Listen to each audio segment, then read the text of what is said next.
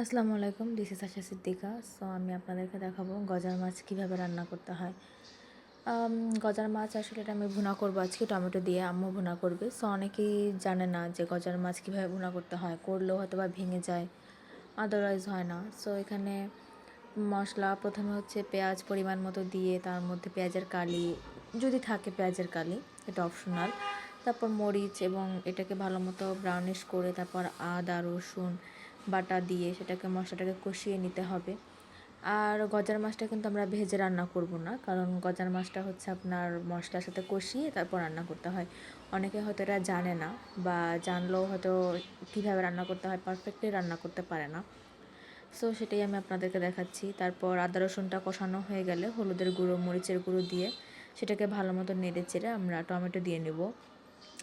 সেটা যেরকম পরিমাণে মাছ ঠিক ওরকম পরিমাণে আপনি টমেটো মশলা সব কিছুই দিয়ে নেবেন। এখানে আম্মু এখনই জিরার গুঁড়ো দিয়ে নিচ্ছে।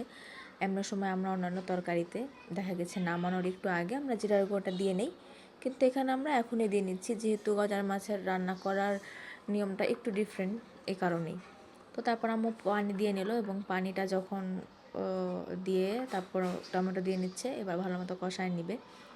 আর কষা নেওয়ার পরে আম্মু যে মাছগুলো রেডি করে রেখেছিল একটু লবণ দিয়ে ম্যারিনেট করে রেখেছিল, এবং সেটাই এখন আম্মু দিয়ে নিচ্ছে মাছগুলো।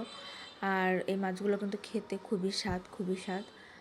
এটাই আপনাদের কাছে কেমন লাগে জানি না, যেমন লাগবে অবশ্যই আপনারা জানাবেন কমেন্ট করে, দেখবো সেটা আমরা।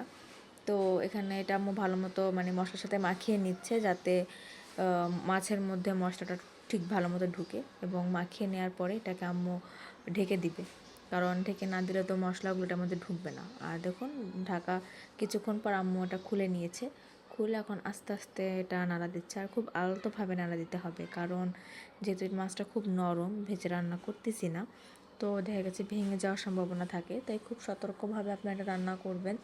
আর আম্মু দেখা গেছে যাতে ভেঙে না যায় এই জন্য একটু দোল খাওয়াই নিল, এবং তারপর একটু গরম পানি দিয়ে নিল, তাহলে মাছটা যেমন সিদ্ধ হবে এবং মশলাটাও খুব ভালো ঢুকবে। আপনারা যেমন খাবেন তেমন অতটুকুই পানি নেবেন। যদি চান শুকনা ভুনা তাহলে অল্প পানি দেবেন, যদি চান না যে না একটু ঝোল ভুনা খাবো আমরা, তাহলে এটা একটু বেশি পানি দিয়ে, সেটা আপনাদের উপর নির্ভর করে। যেহেতু আমরা মিডিয়াম রাখবো, সো ওই অনুযায়ী আমরা পানি রেখেছি। এবার মাছটা একটু নেড়ে চেড়ে দিয়ে এবং নামানোর আগে ধনিয়া পাতা দিয়ে নিচ্ছি। আর ধনিয়া পাতা দিয়ে এখন আমার মাছটা অলরেডি হয়ে গেছে। তো রান্নাটা খুবই সহজ, আপনারা অবশ্যই ট্রাই করবেন। আল্লাহ হাফেজ।